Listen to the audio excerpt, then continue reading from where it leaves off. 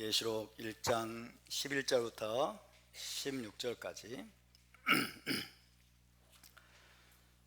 자, 우리 한 목소리로 다 같이 봉독하겠습니다.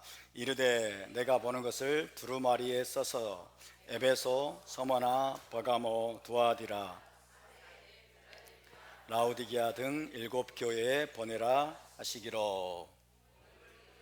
나에게 말한 음성을 알아보려고 돌이킬 때에 7 금촛대를 보았는데 촛대 사이에 인자 같은 이가 발에 끌리는 옷을 입고 가슴에 금띠를 띠고 그의 머리와 털의 희가 흰 양털 같고 눈 같으며 그의 눈은 불꽃 같고 그의 발은 풀무불에 단련한 빛난 주석 같고 그의 음성은 많은 물소리와 같으며 그의 오른손에 7별이 있고 그의 입에서 좌우에 날선 검이 나오고 그의 얼굴은 해가 힘있게 비치는 것 같더라.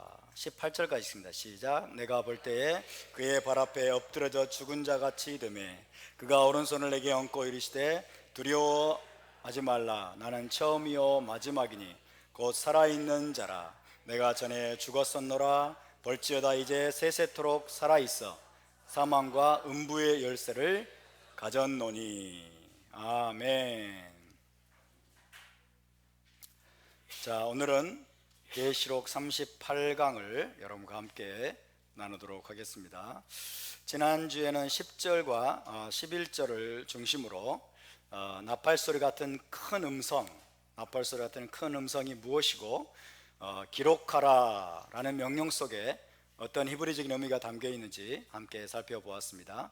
잠깐 복습을 이제 해보자면 사도 요한은 주의 날에 염하돈 샤밧입니다. 주의 날 샤밧에 아마도 기도하는 중에 성령이 자기 위에 임하시는 것을 강하게 느꼈고 성령에 사로잡혀서 뒤에서 나는 나팔 소리 같은 큰 음성, 이게 뭐예요? 쇼파르 소리라고 그랬죠? 양각 나팔, 쇼파르 소리 같은 큰 음성, 곧 하나님의 음성을 들었습니다.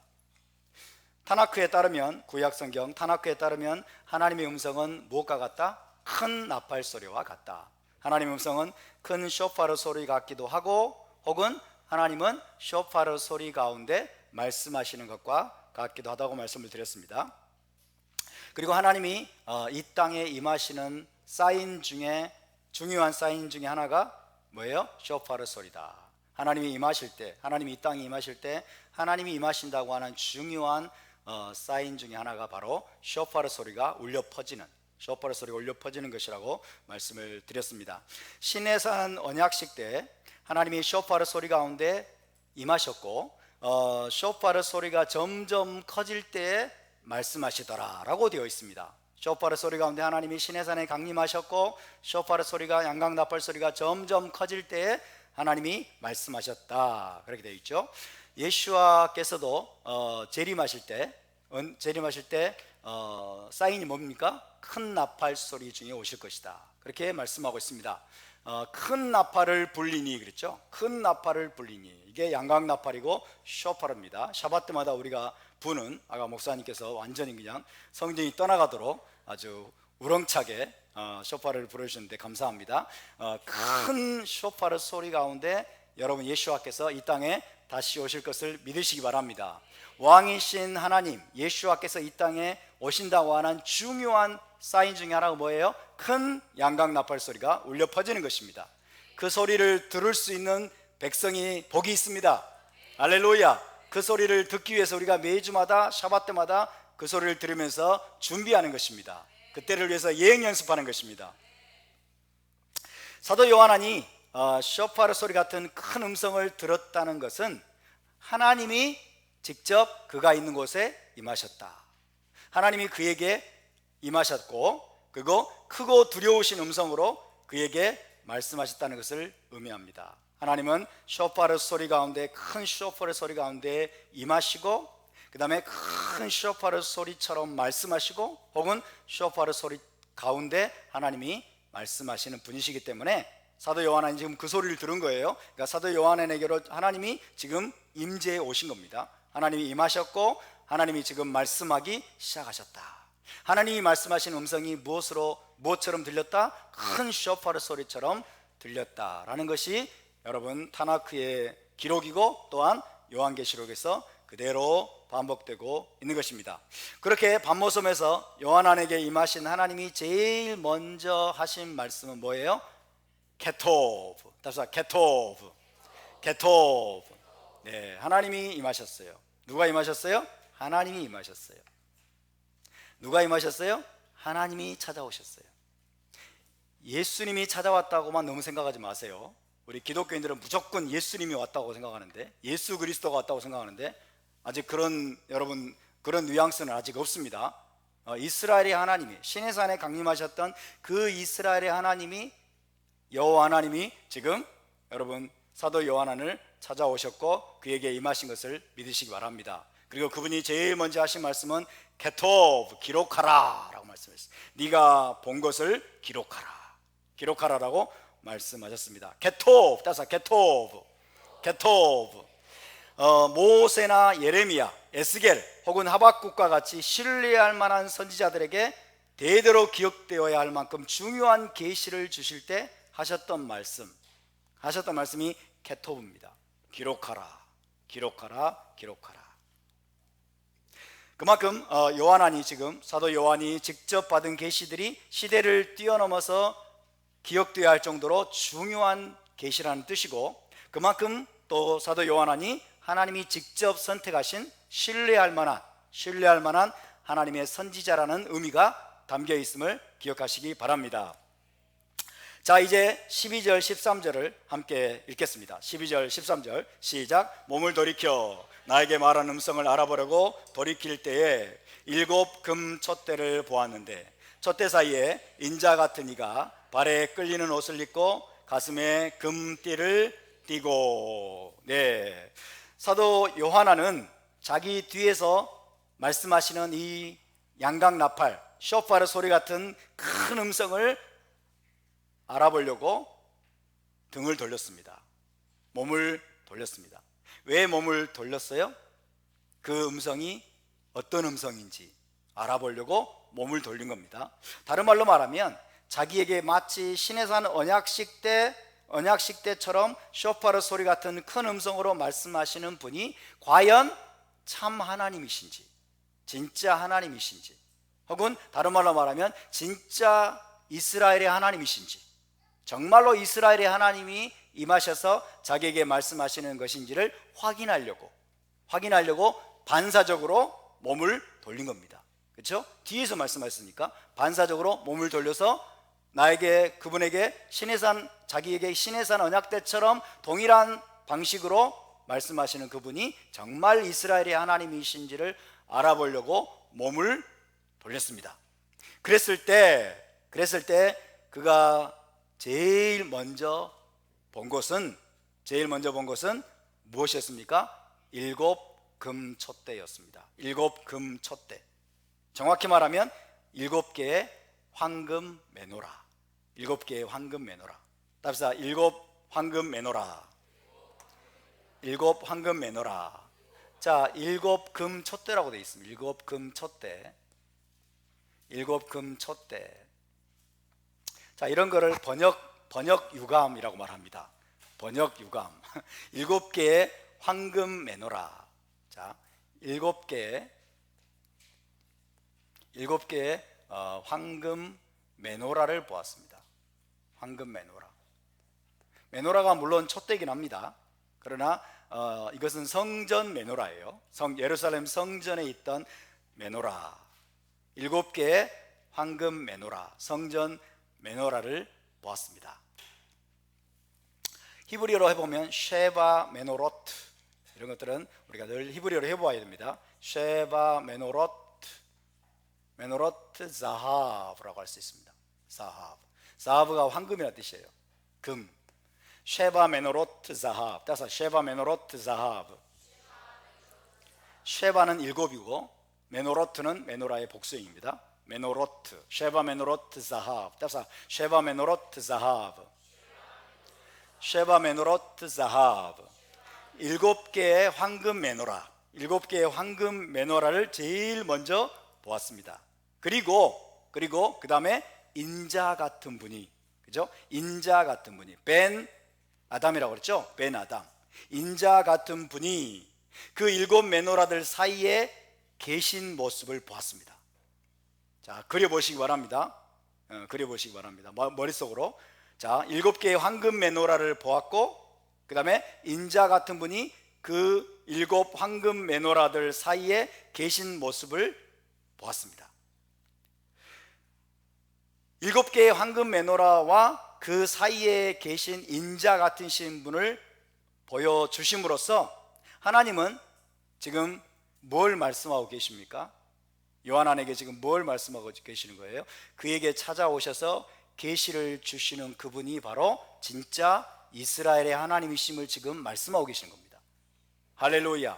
유일하신 참 하나님이시고 타나크에서부터 말씀하여 오셨던, 그죠? 이스라엘에게 자기를 계시하셨고 성막을 지으라고 말씀하셨고 메노라를 지으라고 말씀하셨던, 만들라고 하셨던 그 진짜 이스라엘의 하나님이 여러분 지금 요한에게 찾아오셔서 계시를 주고 계신다는 것을 지금 확인해 주고 계시는 것입니다. 할렐루야. 믿을 만한 하나님, 참 하나님이 그에게 찾아오셨다라는 것을 우리가 기억해야 될 줄로 믿습니다. 자, 하나님은 유대인 사도인 요한에게 제일 먼저 뭘 보이셨어요? 황금으로 된 성전 메노라, 황금으로 된 성전 메노라를 보여주셨는데 그 상징물은 지극히 유대적인 것이다 라고 이미 말씀드렸어요. 지극히 지금 유대인 사도에게 찾아오셔서 지극히 유대적인 혹은 이스라엘적인, 그죠? 하나님이 직접 계시해 주셨던 그 유대적인 것들을 가지고 지금 하나님이 말씀하고 계십니다. 하나님 뭔가 메시지를 전달하고 계신 것이다 라고 말씀을 드렸습니다. 자, 그런데 이 메노라 환상, 메노라를 지금 보여주고 있어요. 이 메노라 환상은 갑작스럽고 새로운 것이 아니라 타나크의 말씀과 직접적으로 연결됩니다. 타나크의 말씀과 자연스럽게 연결되는 것이기 때문에 이것이 무엇을 의미하는지 더 확실한 의미를 간파해낼 수가 있습니다. 하나님이 왜 메노라를 보여주십니까? 왜 메노라를 보여주시는지 분명한 의미를 우리가 캐치해낼 수 있는 것은 타나크에서 동일한 비슷한 여러분 케이스가 있기 때문에 우리가 이 의미를 더 제대로 간파해낼 수가 있다 하는 것인데, 그것이 어디일까요? 스가랴서 4장 2절 3절을 생각나게 하는 장면입니다. 이 12절 계시록 1장 12절 말씀은 스가랴 4장 2절 3절을 생각나게 하는 장면이다. 사도 요한에게 메노라를 보여주시는 하나님, 이것은 우리를 어디로 데려가느냐? 스가랴서 4장으로 데려갑니다. 자, 스가랴 4장을 찾겠습니다. 스가랴 4장 2절에서 3절 말씀입니다. 스가랴 4장 2절 3절. 선지자들에게 말씀하셨던 그 하나님이 지금 동일한 방법으로 요한을 찾아오셔서 동일하게 유대적인 메시지를 가지고 지금 말씀하고 계시는 겁니다. 4장 2절 3절 읽습니다. 시작. 그가 내게 묻되 내가 무엇을 보느냐? 내가 대답하되 내가 보니 순금 등잔대가 있는데 그 위에는 기름 그릇이 있고 또 그 기름 그릇 위에 7 등잔이 있으며 그 기름 그릇 위에 있는 등잔을 위에서 7 관이 있고 그 등잔대 곁에 2 감람나무가 있는데 하나는 그 기름 그릇 오른쪽에 있고 하나는 그 왼쪽에 있나이다 하고. 자, 하나님이 스가랴에게 나타나셔서 하나님께서 동일하게 지금 사도 요한과 동일하게 먼저 미리 순금 메노라를 보이셨습니다. 황금 메노라예요. 순금 황금 똑같습니다. 순금 메노라, 메노라트 자하브입니다. 따라서 메노라트 자하브, 메노라트 자하브. 자, 이 모습입니다. 이 그림을 보시기 바랍니다. 자, 2 감람나무가 좌우에서 기름을 공급하고 있는데 중앙에 순금 메노라가 있습니다. 순금 메노라. 그래서 2 감람나무가 무엇을 의미하냐면 차치하고 2 감람나무가 금 기름을 흘려보내는 거예요. 금 기름을 흘려보내고 있는데 그 금 기름을 계속해서 공급을 하고 있기 때문에 이 순금 메노라가 불이 꺼지지 않고 계속해서 빛을 발하고 있는 이 모습을 보여주신 겁니다. 이 모습을. 자, 이 순금 메노라를 이미 보여주신 선례가 있습니다. 그죠? 스가랴에게 하나님이 이미 순금 메노라를 보여주셨고, 동일하게 이제 요한안에게 찾아오셔서 또다시 순금 메노라 혹은 황금 메노라의 모습을 보여주고 있는 것입니다. 자, 스가랴와 요한안에게 보여주신 것이 세부적으로는 살짝 다릅니다. 세부적으로는 살짝 다르지만은 황금 메노라를 보여주셨다는 점에서는 공통점이 있습니다. 황금 메노라. 따라서 황금 메노라. 황금 메노라. 네, 황금 메노라를 보이셨다는 점에서 공통점이 있어요. 그래서 역시 하나님은 어제나 오늘이나 영원토록 동일하신 분이십니다. 스가랴의 하나님이 또한 요한안의 하나님이심을 믿으시기 바랍니다. 신뢰할 만한 선지자에게 여러분 유대적인 방식으로 나타나셨던 하나님께서 또다시 신뢰할 만한 선지자 요한안에게 유대적인 방식으로 지금 말씀하고 계시는 것입니다. 그렇다면 황금 메노라를 보여주신 이유가 무엇이겠습니까? 스가랴에게 그리고 사도 요한안에게 황금 메노라를 보여주신 의미, 이것을 우리가 캐치해야 됩니다. 황금 메노라를 보여주신 의미가 무엇인지를 우리가 알아야 됩니다. 황금 메노라, 자, 메노라트 자하브라고 하는데, 황금 메노라는 메노라트 자하브. 따라서 메노라트 자하브, 메노라트 자하브. 황금 메노라, 황금 메노라가 무엇을 의미하는가라고 기독교인들에게 물어보면 뭐라고 대답할까요? 네? 기독교인들에게 황금 메노라가 뭘 의미하는지 물어보면 뭐라고 대답할 것 같아요? 예수 그리스도. 그죠? 무조건 예수 그리스도예요. 그죠? 번제단이 무엇을 상징합니까? 예수 그리스도. 그죠? 물두멍이 뭘 상징합니까? 예수 그리스도. 그 다음에 또 뭐 있죠? 떡상이 뭘 나타냅니까? 예수 그리스도. 그죠? 우리 생명의 빵이신, 생명의 양식이신 예수 그리스도죠. 그 다음에 또 분향단이 뭘 나타냅니까? 예수 그리스도의 중보기도. 이렇게 상징을 이렇게 하죠. 성막이 무엇을 보여줍니까? 성막이 무엇을 나타냅니까? 예수 그리스도. 예수 그리스도. 스가랴에게 그럼 하나님이 이 그림, 스가랴에게 보여주신 이 메노라는 예수 그리스도로 보이신 거네. 맞습니까? 물론 맞죠. 원론적으로는. 그죠? 성막은 물론 예수 그리스도를 나타냅니다. 번제단도 예수 그리스도. 성막의 문도 동쪽에 있는 예수 그리스도. 예수님이 뭐라고 그랬어요? 내가 곧 문이니 그랬잖아요. 그죠? 다 성막의 모든 것이 예수 그리스도를 나타낸다 라고만 해석하면 안 풀린다 이거예요. 여러분, 너무 토라의 모든 것이, 성전과 성막의 모든 것이 예수와를 궁극적으로 가리키고 예수와를 보여주지만, 여러분, 그렇다고 그렇게만 해석하면 성경의 많은 것들이 풀리지 않습니다. 하나님이 지금 스가랴 선지자에게 메노라를 보이셨어요. 메노라, 황금 메노라. 그리고 사도 요한안에게도 메노라를 보이셨어요. 황금 메노라. 그죠? 하나님의 메시지가 지금 비슷할까요? 다를까요? 하나님의 메시지가 비슷합니다. 하나님의 메시지 동일합니다. 자, 이 황금 메노라가 뭘 상징하느냐, 이 무엇을 의미하느냐, 이것을 간파하는 게 대단히 중요합니다.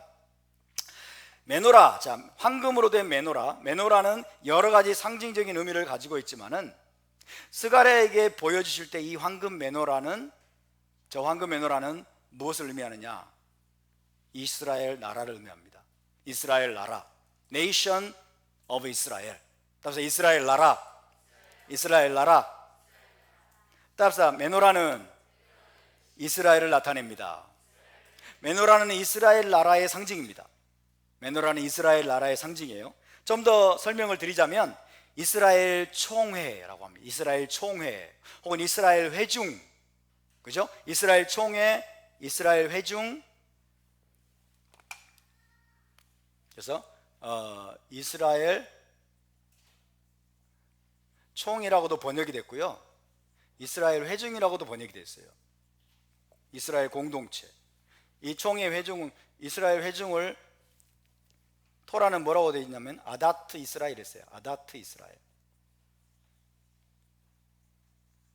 아다트 이스라엘.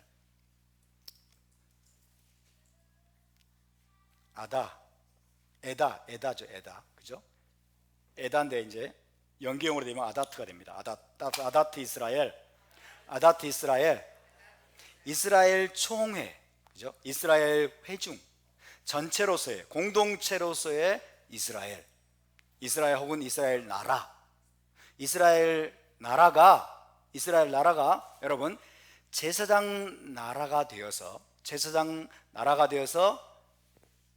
모든 열방에 온 세상에 토라의 빛, 진리의 빛을 비춰내야 된다라고 하는 하나님의 부르심을 여러분 한눈에 보여주는 게 저 매너랍니다.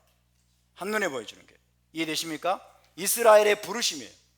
이스라엘 나라의 부르심, 이스라엘 나라의 정체성, 이스라엘 나라를 부르신 하나님의 목적, 이스라엘을 향한 하나님의 계획, 이것을 한눈에 보여주는 것이 바로 이 황금 메노라의 모습입니다. 이해되십니까? 다시 한번 말씀드립니다. 이스라엘 나라가 열방의 제사장 나라가 되어서 모든 이방 나라들 가운데서 토라의 빛을, 진리의 빛을 온 열방에 비춰내야 된다고 하는 그 부르심, 그 정체성을 정확하게 보여주는 것이 바로 황금 메노라다. 다시 황금 메노라는 이스라엘 나라입니다. 황금 메노라는 이스라엘 공동체입니다. 이스라엘 공동체, 이스라엘 회중, 이스라엘 총회의 부르심, 제사장 나라로서 열방의 빛으로 세상의 빛으로 세움을 받은 이스라엘 나라의 정체성과 부르심을 정확하게 보여주는 여러분 상징물이 바로 메노라이다 라는 것을 기억하시기 바랍니다. 아멘. 그래서 한마디로 다시 한번 설명을 드리면 열방의 빛으로, 세상의 빛으로 부름받은 이스라엘 나라다. 세상의 빛으로, 열방의 빛으로 부름받은 이스라엘 나라, 그게 바로 이 황금 메노라의 모습입니다. 멋있죠? 황금 메노라. 할렐루야. 그 황금 메노라의 모습을 하나님께서 지금 스가랴에게 보여주신 겁니다. 그것이 이스라엘을 부르시고 그들과 언약을 체결하신 하나님의 목적입니다. 그 하나님의 목적과 부르심, 이스라엘 나라를 향한 하나님의 목적과 부르심은 지금도 변함이 있을까요? 없을까요? 정말입니까? 예수님이 2000년 전에 오심으로 십자가에 딱 돌아가셔서 다 이루었다 라고 선언하셨을 때 그 부르심이 변화가 있었을까요? 없었을까요? 정말입니까? 그 하나님의 목적이 취소가 됐을까요? 안 됐을까요? 교회로 옮겨갔죠. 이스라엘은 이제 끝났고, 그죠? 열방의 빛으로, 세상의 빛으로 부름받은 이스라엘의 부르심과 목적은 이제 끝났고, 이제 이방인 중심의 교회로 옮겨가지 않았습니까? 아닙니까? 유도신문에 안 넘어가시네요. 따라서 이스라엘 부르심은, 이스라엘의 목적은 후회하심이 없느니라. 후회하심이 없고 하나님은 절대로 변개하지 않으시고 철회하지 않으시고 취소되지 않는 것을 믿으시기 바랍니다. 이스라엘을 향한 하나님의 그 부르심과 목적은 지금도 변함이 없고 어떤 경우에도 취소될 수가 없습니다. 할렐루야. 그래서 우리 하나님은 믿을 만한 분입니다. 이스라엘을 향한 하나님의 약속과 부르심과 목적이 여러분 취소가 되면 우리를 향한 부르심도 취소가 될 수 있잖아요. 그것은 끔찍한 일입니다. 하나님은 이스라엘에게 신실하신 분이십니다. 3500년의 역사 속에서 여러분 이스라엘 나라는 이 부르심을, 열방의 빛으로서의 이 부르심을 성취했을까요? 성취하지 못했을까요? 하나님의 이 부르심, 하나님의 계획, 목적을 성취했을까요? 성취하지 못했을까요? 이스라엘 나라가 부분적인 성취. 참 지혜로우십니다. 아주 부분적으로만 성취했을 뿐이고 대부분은 실패했습니다. 이스라엘은 반복해서 실패했어요. 열방의 빛이 되지 못했습니다. 온 열방 가운데 토라의 빛으로, 진리의 빛으로 열방 가운데 비춰내고, 그 비춰낸다는 말은 무슨 말이냐면 온 열방을 하나님께로 이끈다는 말이에요. 할렐루야. 온 열방을 하나님께로 돌아오게 한다는 거예요. 온 열방을 여호와 신앙으로 돌아오게 하는, 여러분 그 일에 이스라엘 나라는 부분적으로만 그 부르심을 성취했을 뿐이지 대부분은 실패했습니다. 대부분은 실패했어요. 그래서 하나님은 어떻게 하셨습니까? 이스라엘을 거룩한 땅에서 쫓아내셨습니다. 이스라엘을 거룩한 땅에서 쫓아내시고 이스라엘을 징계하셨지만은, 그러나 이스라엘을 포기하신 것은 아닙니다. 따라서 징계는 있지만 포기하지 않으십니다. 할렐루야. 우리가 범죄하고 하나님께 반역하면 하나님은 우리를 징계하실 것입니다. 그러나 우리를 포기하지 않으십니다. 하나님이 우리를 포기하지 않으시기 때문에 여러분도 여러분 자신을 포기하지 마시기 바랍니다. 늘 자포자기에 빠지는 사람들이 있어요. 그것은 잘못된 것입니다. 우리는 여러분 넘어질지라도 다시 일어나야 될 줄 믿습니다. 오뚜기처럼 일어나야 됩니다. 의인은 7번 넘어질지라도 다시 일어나려니와. 할렐루야. 의인이라고 할지라도 7번 넘어져요. 그렇지만 우리는 다시 일어날 줄로 믿습니다. 왜? 하나님이 포기하지 않으시기 때문에. 하나님이 이스라엘을 징계하셨지만은 결코 포기하지 않으십니다. 자, 스가랴와 요하난에게 이 황금 메노라를 보여주신 것은 여전히 하나님께서 이스라엘 나라를 세상의 빛으로 부르셨다는 것을 확증하는 동시에 반드시 그 부르심을 이루실 것이라는 사인입니다. 하나님이 이루실 것이다. 때가 되면 하나님이 이루실 것이다. 믿으십니까? 하나님은 여전히 이스라엘 나라를 버리지 않으신, 하나님이 여전히 이스라엘의 하나님이십니다. 많은 사람들이 이스라엘의 하나님 그렇게 하면 기분 나빠해요. 이스라엘의 하나님을 찬양합니다. 기분 나빠요. 근데 하나님은 여러분 과거에도 지금도 미래에도 그분은 이스라엘 하나님이십니다. 하나님이 이스라엘의 하나님이시기를 멈추고 중단하신 적이 단 한 번도 없습니다. 이스라엘이 비록 신실하지 못했고 그 부르심을 이루지 못했고 하나님의 언약을 제대로 지켜내지 못했고 열방의 빛으로서의 부르심, 메노라로서의 부르심을 제대로 성취하지 못해서 그 땅에서 쫓겨나가지고 유대인들이 여러분 온 세상을 모든 땅끝까지 떠돌아다니면서 쫓겨나고 고난을 당하고 막 온갖 수모를 당했다고 하더라도 하나님은 여전히 이스라엘의 하나님이십니다. 할렐루야. 하나님은 이스라엘의 하나님이십니다. 따라서 하나님은 이스라엘의 하나님이십니다. 지금 하나님께서 스가랴에게 이것을 보여주시고 또 요한에게 이것을 보여주시는 것은 나는 변함없이 지금도 이스라엘의 하나님이다. 할렐루야. 지금도 이스라엘의 하나님이고 이스라엘을 열방의 빛으로 세우기 위한 나의 계획과 나의 부르심은 지금도 유효하고 내가 반드시 만군의 하나님 여호와의 열심으로 나의 능력으로 이것을 반드시 이룰 것이다 라고 하는 하나님의 메시지인 것입니다. 이스라엘의 하나님을 찬양합니다. 할렐루야. 이스라엘 하나님을 높여드립니다. 그러면 사람들이 뭐야? 그럼 나는 뭐야?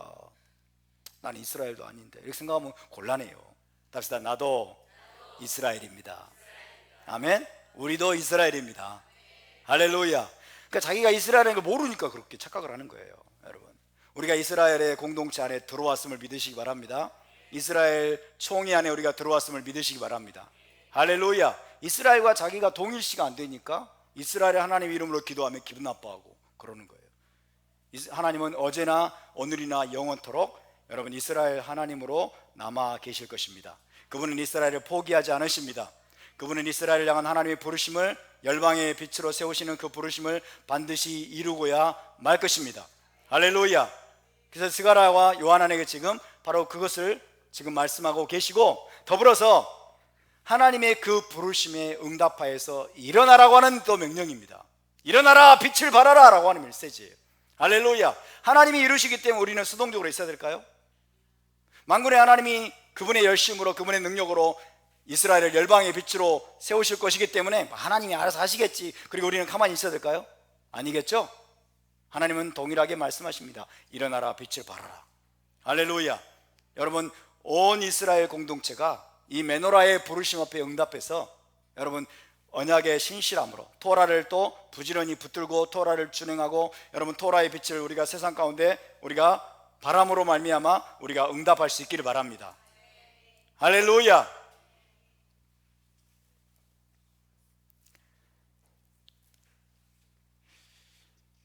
그러나 어쨌든 여러분, 열방의 빛으로, 제사장 나라로서 온 세상의 빛으로 이스라엘을 세우신 그 하나님의 부르심, 이스라엘이 역사 속에서 거듭거듭 실패했던 그 부르심, 그 부르심은 만군의 하나님 여호와의 열심으로, 그분의 전적인 은혜와 능력으로 그분이 반드시 이루실 것입니다. 그분이 반드시 이루실 것입니다. 언제 여러분 그것이 이루어집니까? 메시아 왕국 때 이루어집니다. 할렐루야. 지금은 다 부분적인 거예요. 지금은 다 부분적이고, 지금 우리가 토라를 준행하면서, 지금 우리가 예수와께 충성하면서 언약을 붙들고 우리가 세상에 나가서 여러분 그 빛을 발하기 위해서 우리가 계속해서 기도하면서 나아가지만은 이것은 다 부분적입니다. 다 부분적인 것이고, 완벽하게 이스라엘 나라가 저 황금 메노라로서의 부르심을 완벽하게 여러분 성취하는 것은 메시아 왕국 시대임을 믿으시기 바랍니다. 메시아 왕국 때 메시아께서 오시게 되면 온 이스라엘이 여러분 열방의 빛으로 일어나게 될 것을 믿으시기 바랍니다. 온 이스라엘, 그 이스라엘을 통해서 열방이 여호와 하나님께로 돌아오고, 온 이스라엘을 통해서 열방이 토라를 배우는 그런 시대가 될 것입니다. 아멘입니까? 그런데 여러분, 하나님은 스가랴에게 이스라엘 나라를 뜻하는, 자, 황금 메노라, 이스라엘 나라를 뜻한다고 말씀드렸어요. 이스라엘 나라를 뜻하는 황금 메노라 하나를 보이셨어요. 황금 메노라 하나를 보여주신 반면에 요한안에게는, 사도 요한안에게는 7개의 황금 메노라를 보이셨어요. 7개의 황금 메노라. 그 부분이 다른 점입니다. 자, 스가랴에게는 하나의 메노라, 그죠? 하나의 황금 메노라를 보이셨고, 반면에 요한안에게는 몇 개를 보이셨다? 7개의 황금 메노라를 보이셨어요. 쉐바 메노롯 자하브, 7개의 황금 메노라를 보이셨다.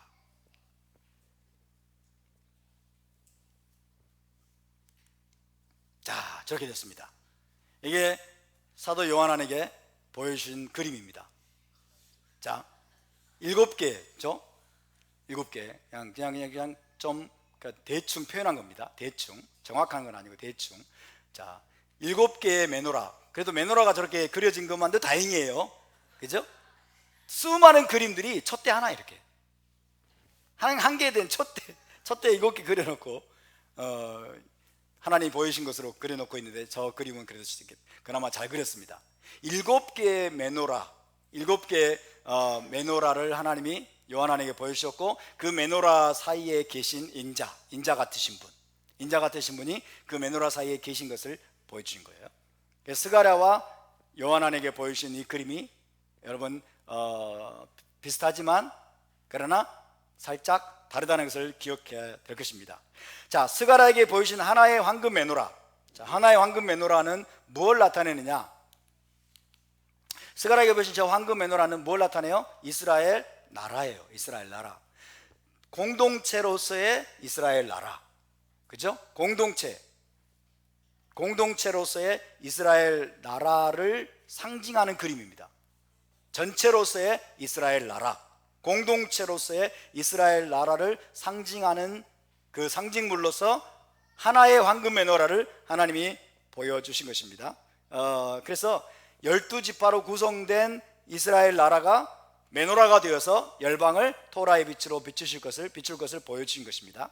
반면에 요한안에게 보여주신 저 7개의 황금 메노라는 무엇을 의미합니까? 소아시아 지역에 흩어져 있던 7 메시아 공동체를 의미하는 것입니다.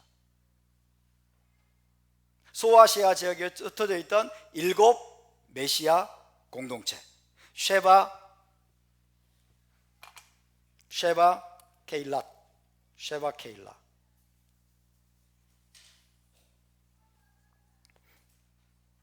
쉐바 케일라트 메시히트, 이렇게 합시다. 메시히트. 그래서 7 메시아 공동체. 7 메시아 공동체. 스가랴에게 보여주신 것은 하나의 이스라엘 공동체, 전체로서의 12지파로 구성된 전체로서의 이스라엘 공동체. 요한에게 보여주신 것은 소아시아 지역에 흩어져 있던 7 메시아 공동체. 이것을 우리 개역성에서 뭐라고 번역했어요? 7 교회. 7 교회. 따라서 7 교회. 7 교회. 교회는 메시아 공동체입니다. 교회는 메시아 공동체예요. 헬라적인 교회가 아닙니다. 토라를 버리고 언약을 버리고 여러분 유대성을 버린 그런 교회가 아닙니다. 메시아 공동체예요. 소아시아 지역에 흩어져 있던 7 교회, 7 메시아 공동체. 히브리어로는 케일라라고 합니다. 케일라. 그래서 케일라, 7 케일라, 7 메시아 공동체를 상징하는 겁니다. 자, 이 하나하나가 7개인데 하나하나가 그래서 자, 에베소,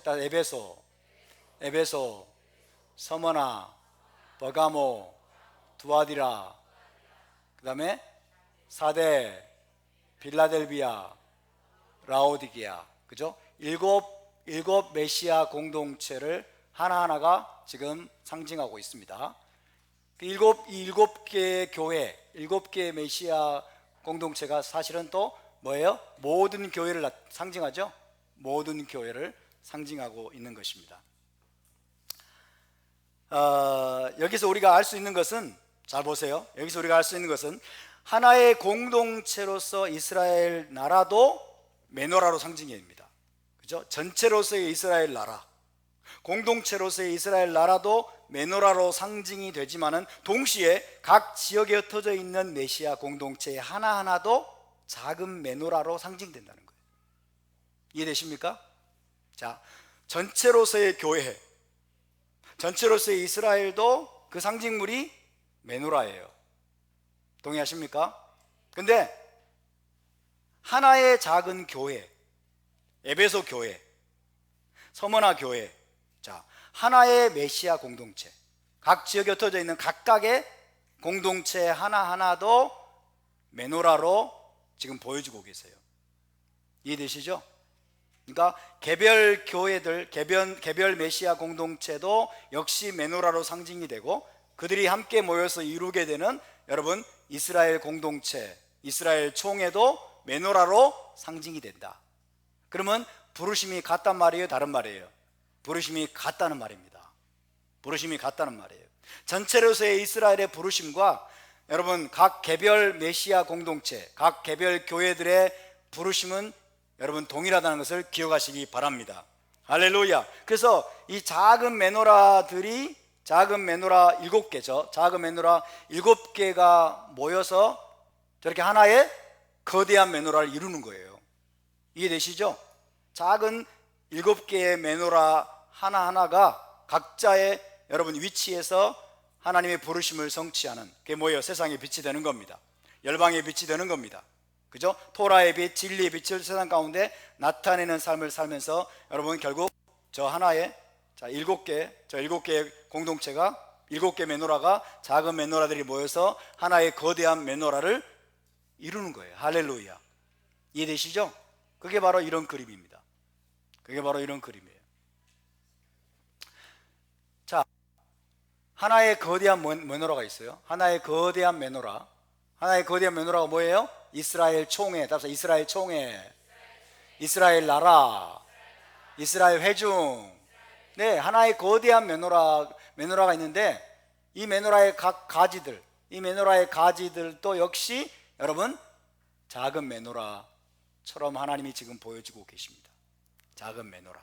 그래서 이 작은 메노라 하나하나가 모여가지고 거대한 메노라를 지금 이루고 있다라는 것입니다. 이해되십니까? 자, 이것을 우리가 분명하게 이해를 해야 됩니다. 스가랴에게 보이신 하나의 거대한 황금 메노라, 큰 황금 메노라는 이스라엘 공동체, 이스라엘 회중의 부르심을 보여주고 있고, 계시록 1장에서는 하나님이 주님이 7 메노라를 이렇게 보이십니다. 7 메노라 그 사이에 계십니다. 그 사이에 계시면서 이 7 메노라가 서로 따로따로 노는 것이 아니고 서로 뭐 독단적으로 서로 관계가 없는 그런 것이 아니라 이 7 메노라가 이런 식으로 연결되어 있다는 거예요. 할렐루야. 이런 식으로 연결되어서 여러분 함께 모여서 하나의 거대한 메노라, 즉 하나의 거대한 교회, 하나의 거대한 메시아 공동체 혹은 하나의 거대한 이스라엘 총회를 구성하게 되는 것입니다. 이해되시면 아멘. 이해를 잘 하셔야 됩니다. 이해되는 척 하시면 안 됩니다. 아멘.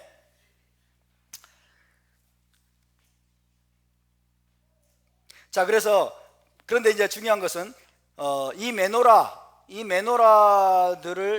메노라들을 부르시고 이 메노라들을 향한 계획을 가지고 계시는 하나님, 이들을 부르신 하나님은 지금 어디에 계세요?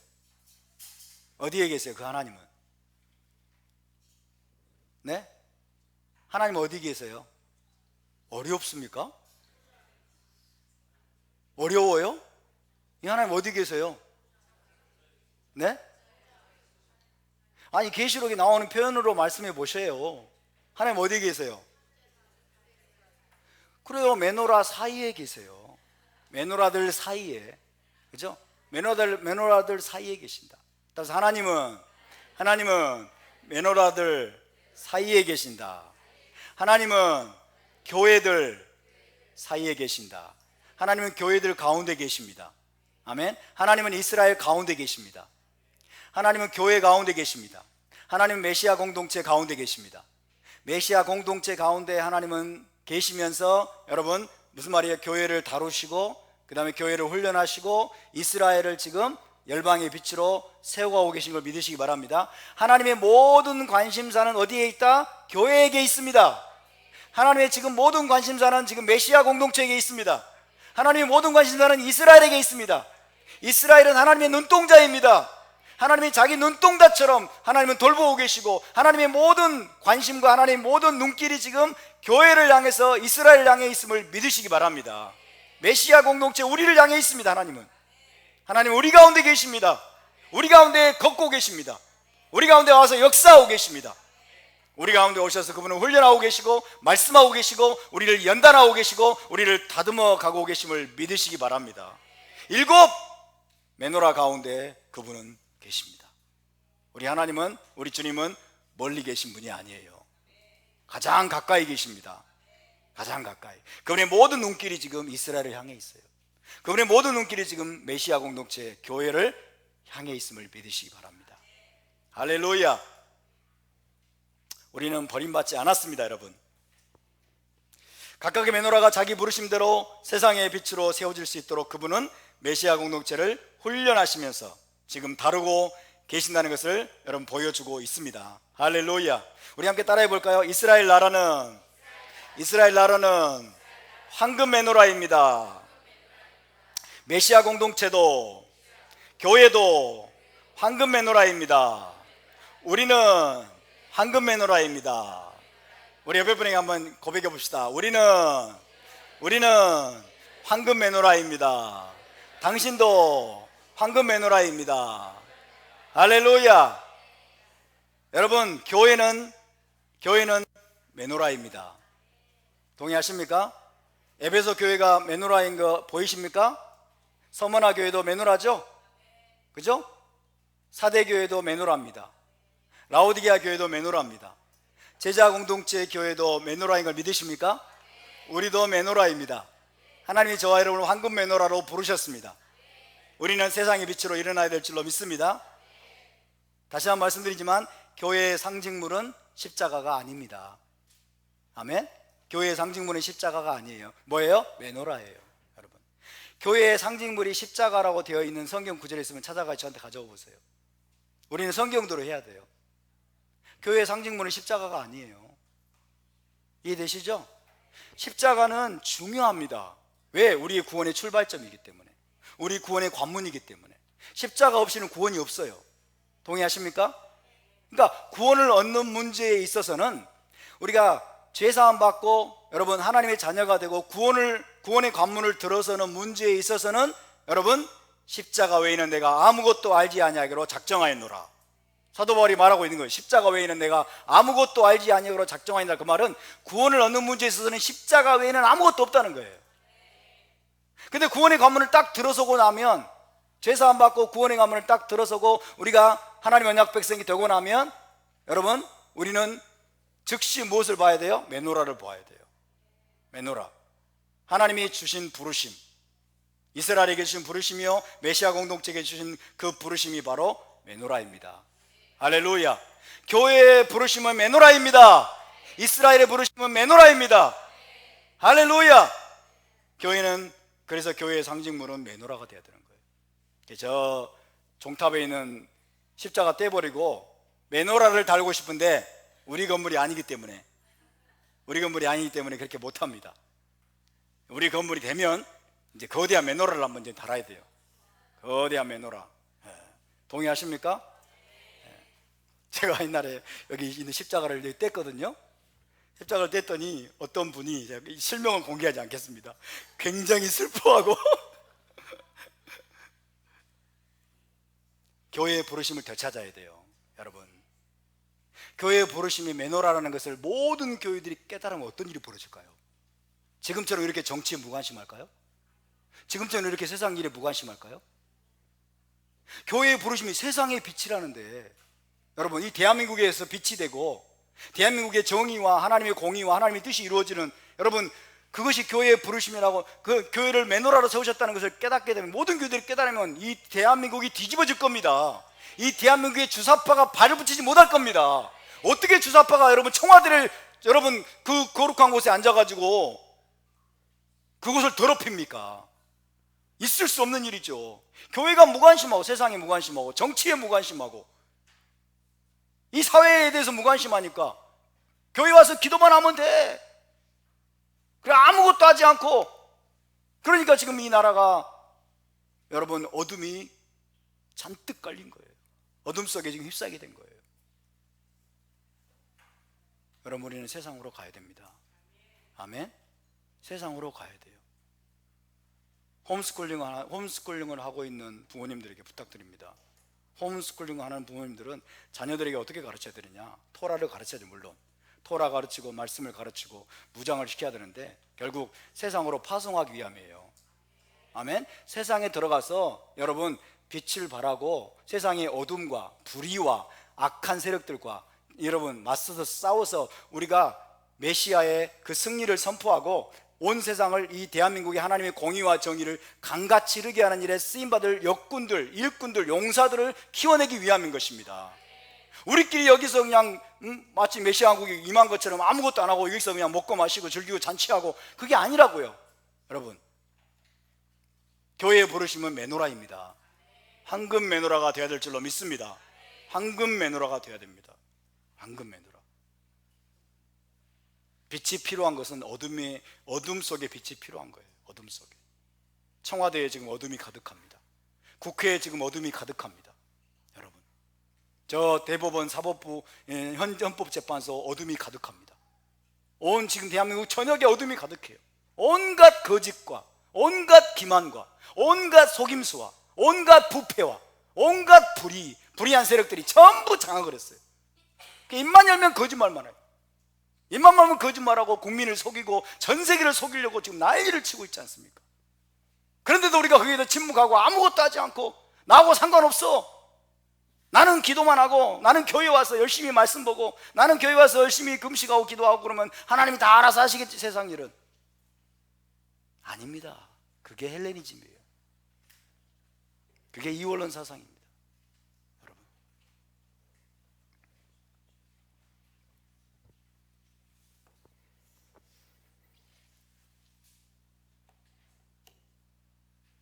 다시 한번 따라서 합시다.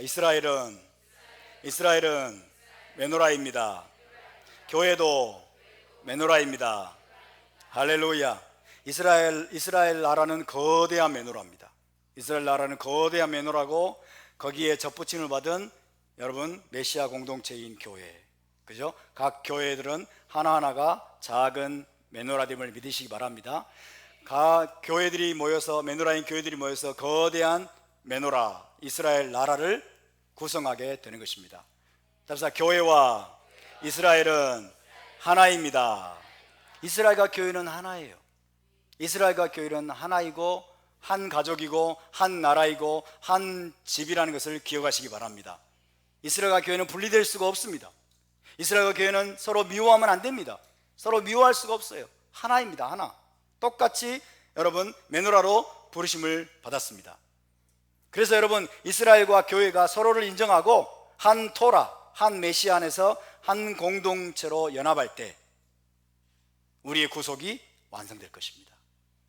지금은 교회와 이스라엘이 마치 서로 별개의 존재인 것처럼, 서로 함께 할 수 없는 존재인 것처럼 극단적으로 갈라져 있고 극단적으로 대립하고 있고 서로 하나라는 사실을 깨닫지 못하고 있지만은 여러분 토라가 완전히 회복이 되고 그 다음에 메시아의 비밀이 열리게 되면 한 공동체, 한 나라로 연합하게 될 것입니다.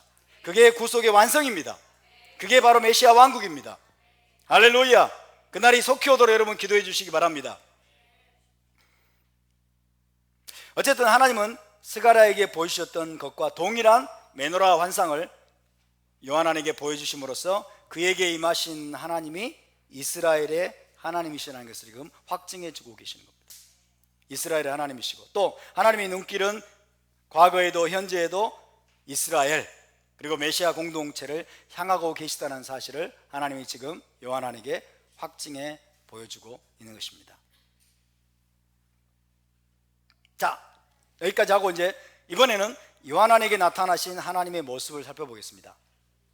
요한에게 나타나신 하나님의 모습, 어떤 모습으로 나타나셨는지 13절부터 16절까지인데요 이거는 과거에 제가 상당히 자세하게 말씀을 드렸기 때문에 간단하게 살펴보고 넘어가겠는데요 13절부터 16절까지 먼저 함께 읽습니다. 13절부터 16절 시작.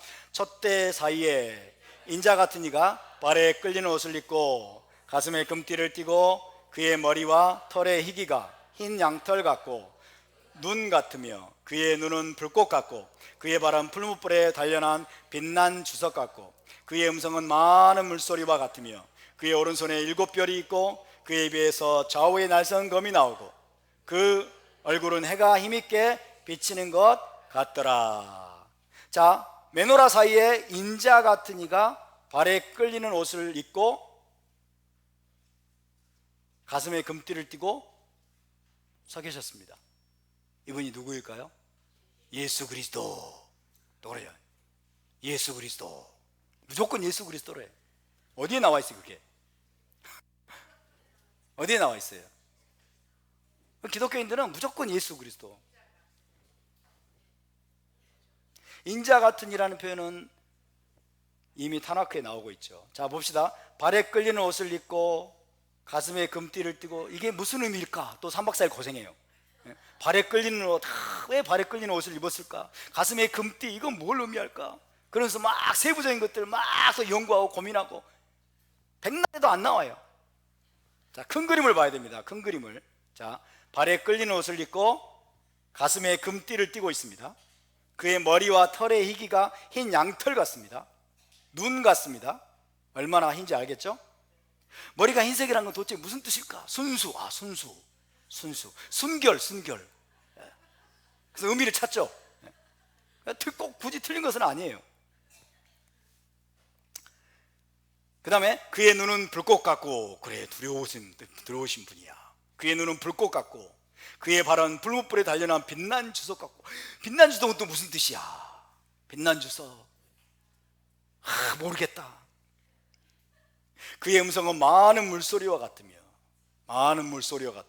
그의 오른손에 7별이 있고 그의 입에서 좌우의 날선 검이 나오고 그의 얼굴은 해가 힘있게 비치는 것 같더라. 여기서 중요한 것은 여러분 이런 세부적인 거 하나하나의 의미가 무엇인가를 알아내려고 고생하는 게 아니라, 거기에 초점을 맞추는 것이 아니라 지금 사도 요한에게 보여주시는 이스라엘의 하나님의 모습이에요. 이 이스라엘의 하나님의 모습이 마치 뭐하고 똑같냐면 타나크의 선지자들에게 보여주신 모습과 거의 동일하다는 데 초점이 있습니다. 선지자들에게 나타나신 그 하나님, 선지자들에게 보여주신 그 하나님의 모습을 그대로 지금 요한에게 하나님이 보여주고 계신다는 것을 우리가 놓치면 안 됩니다. 그게 중요합니다. 할렐루야. 특별히 다니엘과 에스겔에게 보여주신 그 하나님의 모습을 거의 동일하게, 거의 정확히 그대로 하나님이 지금 요한에게 보여주고 계세요. 우리가 과거에 한번 찾아봤지만 다시 한번 빠른 속도로 찾아보겠습니다. 빠른 속도로. 그 나머지는 부차적인 거예요. 세부적인 것들 막 의미를 찾고, 이거는 그리 중요하지 않고 부차적인 것들이에요. 자, 다니엘서를 먼저 보겠습니다. 다니엘서 7장 9절. 자, 이제 요한계시록에 묘사된 그 모습과 선지자들에게 나타나신 하나님의 모습이 얼마나 비슷한지 한번 여러분 잘 보시기 바랍니다. 다니엘서 7장 9절. 7장 9절 시작. 내가 보니 왕좌가 놓이고 옛적부터 항상 계시니. 누구예요? 이분 누구예요? 여호와 하나님이시죠? 예, 계속 있습니다. 시작. 좌정하셨는데 그의 옷은 희기가 눈 같고 그의 머리털은 깨끗한 양의 털 같고 그의 보좌는 불꽃이요 그의 바퀴는 타오르는 불이며. 자, 비슷합니까?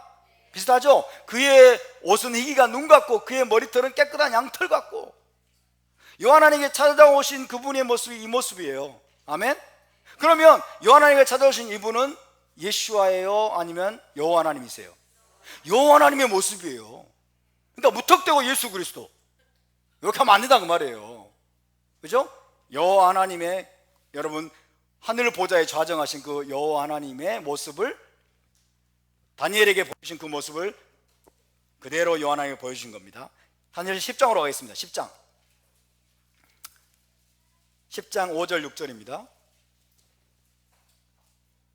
다니엘서 10장 5절 6절 시작. 그때 내가 눈을 들어 바라본 즉 한 사람이 세마포 옷을 입었고. 여기도 사람이잖아요. 사람, 그잖아요. 사람이잖아요. 한 사람이 세마포 옷을 입었대요. 흰 옷입니다. 그 다음에 허리에는 우바스 순금띠를 띄었더라. 금띠.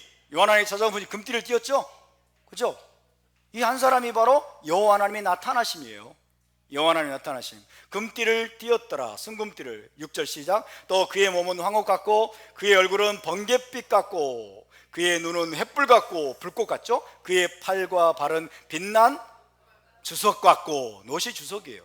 빛난 놋과 같고 그의 말소리는 무리의 소리와 같더라. 요한에게 찾아오신 모습과 비슷합니까? 그렇죠. 다니엘에게 보여주신 하나님의 모습, 이 모습이 요한에게 찾아오신 그 모습이에요. 거의 정확하게 지금 일치하고 있습니다. 에스겔서로 가겠습니다. 에스겔 1장. 에스겔 1장. 에스겔서 1장 24절. 24절 시작. 생물들이 갈 때에 내가 그 날개 소리를 들으니 많은 물소리와도 같으며 전능자의 음성과도 같으며. 그죠? 많은 물소리가 내 생물의 음성 같은데 이게 전능자의 음성이라고 또 말하고 있어요. 그죠? 전능자가 누구예요? 여호와 하나님이에요. 그죠? 많은 물소리 같고 전능자의 음성과도 같으며. 계속 떠드는 소리 곧 군대의 소리와도 같더니 그 생물이 설 때에 그 날개를 내렸더라. 43장으로 가겠습니다. 에스겔 43장. 자, 전능자의 음성, 이것은 내 생물의 음성과 같은데 이게 뭐예요? 많은 물소리와도 같다고 지금 표현하고 있습니다. 에스겔 43장 2절, 43장 2절입니다. 시작. 이스라엘 하나님의 영광이 동쪽에서부터 오는데 하나님의 음성이 많은 물소리 같고 땅은 그 음성으로 영광으로 말미암아 빛나니. 할렐루야. 자, 보세요. 머리칼은 양털 같고 희기가 눈 같고 그 눈은 횃불 같고 불꽃 같고 허리에는 금띠 우바스 순금띠를 띠고 있고 발은 빛난 놋과 같고 주석과 같고, 그 다음에 그 음성은 많은 물소리와 같은 분이 다니엘과 에스겔이 만났던 누구예요? 이스라엘의 하나님 여호와예요. 이스라엘 하나님 여호와의 그 모습인데 그 모습으로 찾아오셨어요, 요한하니. 그러니까 사도 요한은 타나크를 다 알고 있었겠죠. 타나크를 다 알고 있는 사도 요한이 그 모습을 볼 때 아, 이분이 진짜 유일하신 참 하나님 이스라엘 하나님이심을 즉각적으로 알았을까요? 몰랐을까요? 알았다는 거예요. 할렐루야. 예. 이분이 누구예요? 우리 무조건 예수 그리스도 그러면 안 돼요. 무조건 예수 그리스도가 아니라 타나크에서 선지자들에게 나타나시고 보이셨던 그 하나님이 나타나셨는데 그분이 바로 만군의 하나님 여호와고 이스라엘의 하나님 모습이라는 겁니다. 이스라엘의 모습. 할렐루야.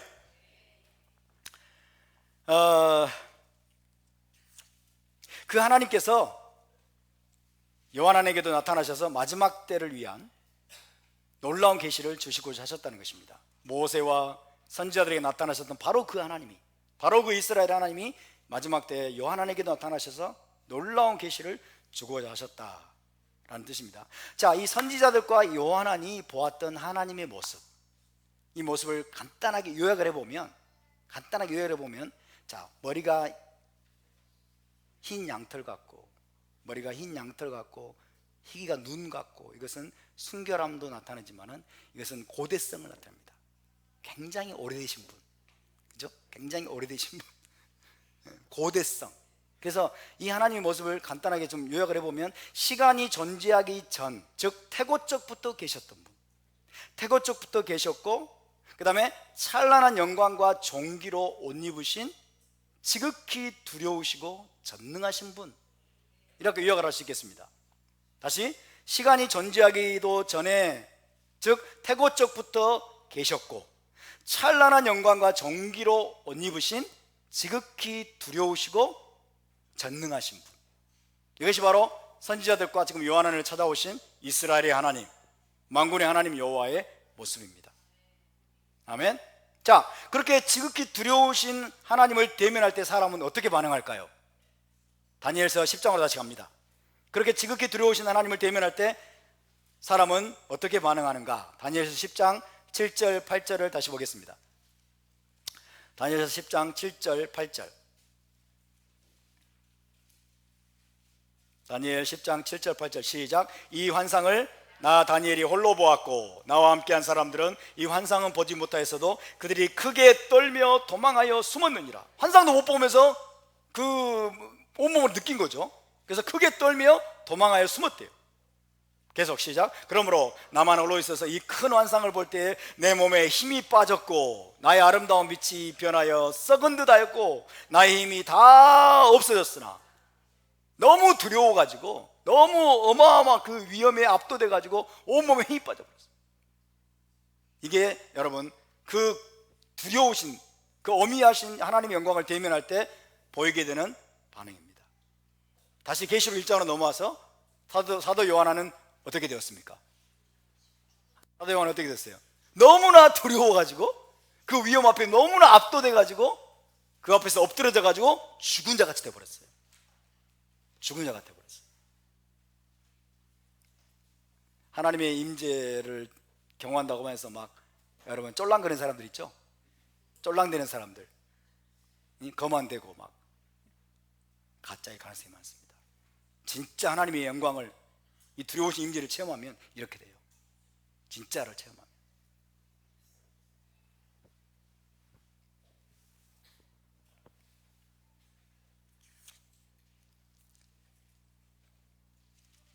자, 여러분 여기서 우리가 버려야 될 고정관념이 뭐다? 요한이 보았던 환상이 무조건 예수 그리스도, 예수와의 모습이었다는 고정관념입니다. 조금 전에 말씀드린 것처럼 요한이 묘사하는 그 하나님의 모습은 타나크의 선지자들이 여호와 하나님 혹은 아버지 하나님의 모습을 묘사한 것입니다. 이스라엘 하나님 여호와의 모습을 선지자들이 환상 중에 보고 묘사한 것과 요한이 보았던 그 묘사가 거의 일치합니다. 그래서 무턱대고 예수 그리스도, 예수와의 모습이라고 우기면 안 되는 거예요. 우기면. 이해되시죠? 그래서 사도 요한이 본 것은 가장 우선적으로 이스라엘 하나님 여호와의 그 위엄과 영광스러운 모습을 그가 본 것이다 라고 우리가 이렇게 이야기해야 될 줄로 믿습니다. 그런데 요한을 찾아오신 그분이 직접 이제 자기를 소개하는 말씀이 그 다음에 이어집니다. 직접 이제 자기를 뭐라고 소개하는지 볼까요? 자, 17절 18절입니다 17절 18절 시작. 내가 볼 때 그의 발 앞에 엎드려져 죽은 자 같이 되매 그가 오른손을 내게 얹고 이르시되 두려워하지 말라. 나는 처음이요 마지막이니 곧 살아있는 자라. 내가 전에 죽었었노라. 볼지어다 이제 세세토록 살아있어 사망과 음부의 열쇠를 가졌노니. 여러분, 하나님의 그 압도적인 위험 앞에 엎드려져 있는 요한에게 찾아오셔서 그분이 말씀하십니다. 그가 오른손을 얹고 말씀하시기를 두려워하지 말라. 나는 처음이요 마지막이다. 나는 처음이요 마지막이다. 이게 예수 그리스도입니까? 예수 그리스도에 대해서 처음이요 마지막이라고 여러분 표현하고 있는 다른 구절이 요한계시록 말고 성경에 나와요, 안 나와요? 안 나와요. 이사야서에 나오죠. 이사야서 아니 리숀 바 아니 아하론 이렇게 말씀하고 있는데 그걸 누가 말씀하고 있는 거예요? 여호와 하나님이 말씀하시는 거예요. 그죠? 나는 처음이요 마지막이니 여기까지만 들으면 이거는 여호와 하나님입니다. 그죠? 이스라엘의 하나님 여호와께서 말씀하시는 거예요. 그러니까 여기까지만 해도 이분이 예슈아라고 하는 힌트가 없어요. 사실은 이거는 타나크의 선지자들이 경험했던 보았던 그 만군의 하나님 여호와, 그 두려우시고 그 영화로우신, 그리고 태고적부터 계셨던 그 만군의 하나님 여호와의 모습을 사도 요한이 그대로 지금 경험하고 있는 거예요. 아멘입니까? 그 다음에 이어지는 말씀이 이제 이분이 또한 어떤 분인가를 우리에게 보여주고 있죠. 그 다음에 곧 살아있는 자라 내가 전에 죽었었노라. 볼지어다 이제 세세토록 살아있어 사망과 음부의 열쇠를 가졌노니 내가 전에 죽었었노라. 여러분 묻겠습니다. 여호와 하나님은 죽으실 수 있는 분입니까? 없는 분입니까? 여호와 하나님은 죽으실 수가 없죠. 그러면 죽었다고 하는 것은 누가 죽은 거예요? 이때 비로소 십자가에서 달려 돌아가신 예수와가 생각이 나는 거예요. 아멘. 십자가에 달려 돌아가신 예수와, 그분이 바로 이분이구나, 그분이 바로 이분이구나를 알 수 있어요. 그러니까 여기서 우리가 알아야 될 것은, 자, 아들 예수와와 아버지 하나님 여호와, 아버지 하나님은 뭐예요? 완벽하게 하나이시라는 거예요. 완벽하게 하나라는 겁니다. 예수와는 아버지 하나님의 영광의 광채시라는 거예요. 아버지 하나님이 나타나심이라는 겁니다. 자, 예수와는 신성을 가졌다, 신성을 가지지 않았다. 예수와는 신성이 있다, 없다. 예수와는 신성을 가지신 하나님의 영광의 광채시라는 거예요. 아멘. 그러니까 예수와께서, 아들 예수와께서 지금 아버지의 모든 영광을 그대로 가지고서 요한왕에게 찾아오신 거예요. 이해되시죠? 아버지의 모든 아름다우신 영광, 위엄과 존귀와 찬란한 영광을 그대로 예수와께서 여러분 위임받아 가지고 지금 요한왕에게 찾아오신 거예요. 이해되시죠? 예수와와 아버지 하나님은 구별이 될까요, 안 될까요? 구별이 됩니다. 분명히. 그죠? 예수와와 그리고 아들 예수와와 아버지 하나님은 구별되는 존재일까요, 아닐까요? 구별됩니다. 구별되면서도 도무지 구별할 수 없을 정도로 하나이십니다. 아멘. 그분의 신성, 그분의 능력, 그분의 영광, 그분의 위엄, 그분의 두려우심, 모든 것이 아버지와 완벽하게 하나이심을 믿으시기 바랍니다. 이게 신비예요. 분명히 아들 예수와와 아버지 하나님은 구별이 됩니다. 그리고 아버지 하나님이 그분의 모든 권위를 예수와께 위임하셨어요. 그분의 모든 능력을 예수와께 위임하셨어요. 그리고 하나님의 모든 구속의 역사가 이 땅에서 아들 예수와를 통해서 진행이 되는 것입니다. 아버지와 아들은 하나입니다. 아버지께서 아들을 보내셨습니다. 그분의 권위를 위임하시고 그분의 영광을 위임하시고 그분의 모든 여러분 두려우심과 그분의 찬란한 광채를 그리고 신성을 다 입히셔서 아들 예수와를 이 땅에 보내셨습니다. 따라서 아버지와 아들은 하나입니다. 아버지와 아들은 하나예요. 그래서 우리가 사도 요한에게 찾아오신 이분이 아버지인지 아들인지 구별이 안 돼요. 왜? 하나니까. 그죠? 아버지인지 아들인지 구별이 안 돼요. 완벽하게 하나예요. 완벽하게 하나이십니다. 그럼에도 불구하고 이 땅에서 아버지의 모든 영광을 가지고 모든 권능을 가지고 이 땅에서 하나님의 구속을 이루어 가시는 그 구속의 역사를 위임받으신 분은 누구이시다? 아들 예수와이시다. 아멘입니까? 자, 그러면 아버지와 아들이 하나이기 때문에 여러분, 아들을 영접하는 것은 곧 아버지를 영접하는 겁니다. 아멘. 자, 아버지를 믿는 자는 반드시 아들을 믿게 되어 있어요. 동의하십니까?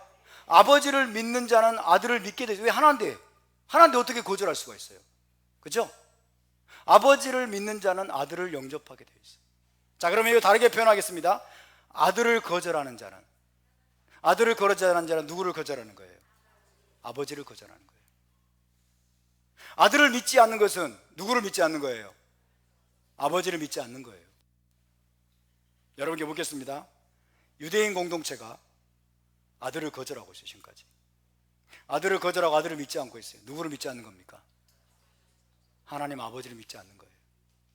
여러분, 가장 중요한 겁니다. 물론 하나님을 믿는 여러 가지 측면들이 있죠. 토라를 믿고, 그죠? 여러 가지 것들을 하나님께 충성하면서 행하고 있지만은, 그러나 가장 중요한 거예요. 왜? 하나님은 아들을 통해서 그분의 위대한 구속의 역사를 이루어 가시고 완성해 가기로 작정하시고, 아버지의 모든 권위와 모든 영광을 아들에게 위임하셨기 때문에. 이해되십니까? 그래서 아들이 있는 자에게는 생명이 있다라고 사도 요한은 선포하는 겁니다. 아들이 있는 자에게는 생명이 있고 아들이 없는 자에게는 생명이 없느니라고 말하는 거예요. 아들을 거절하면 영생이 없습니다, 여러분. 아들 예수와를 거절하는 자는 영생이 없어요. 왜? 아들을 통해서 하나님이 영생을 주기로 작정하셨어요. 그래서 우리는 유대인 공동체를 위해 기도해야 됩니다. 아멘. 유대인 형제들을 위해서 우리가 기도해야 될 줄로 믿습니다. 아버지와 아들은 하나이기 때문에 여러분, 그들에게 아들에 대한 계시가 열리도록 기도해 주시기 바랍니다. 영생은 유일하신 참 하나님만을 믿는 게 아니에요. 안타깝게도 영생은 유일하신 참 하나님과 그 다음 뭐라고 했어요? 그의 보내신 자 예수와 마시아크를 아는 것입니다 라고 했어요. 하나님을 안다고 하면서 예수와 마시아크를 거절하는 사람은 하나님을 모르는 겁니다.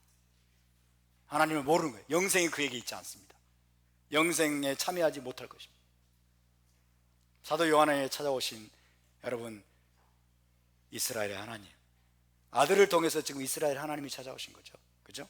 아들을 통해서 이스라엘 하나님이 놀라운 영광의 모습으로 요한을 찾아왔어요. 이분은 단순히 예수 그리스도로만 치부하면 안 돼요. 선지자들이 보았던 아버지의 영광, 그렇죠? 선지자들이 경험했던 만군의 하나님 여호와의 그 위엄과 영광의 모습을 가지신 이스라엘의 하나님이 지금 요한을 찾아오신 겁니다. 그리고 뭐예요? 이제 그에게 하나님의 위대한 계시를 지금 열어주시려고 지금 여러분 요한을 만나고 계시는 겁니다. 할렐루야.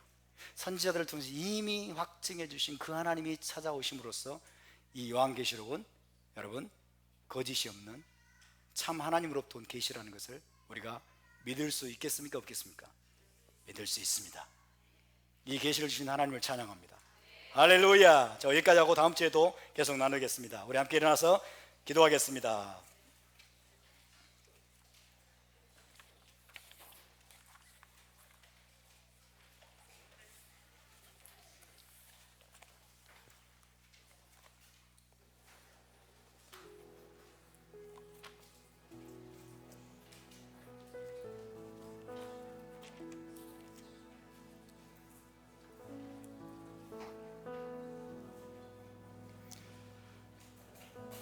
하나님의 아들을 믿는 자는 자기 안에 증거가 있고 하나님을 믿지 아니한 자는 하나님을 거짓말하는 자로 만드나니 이는 하나님께서 그 아들에 대하여 증언하신 증거를 믿지 아니하였습니다.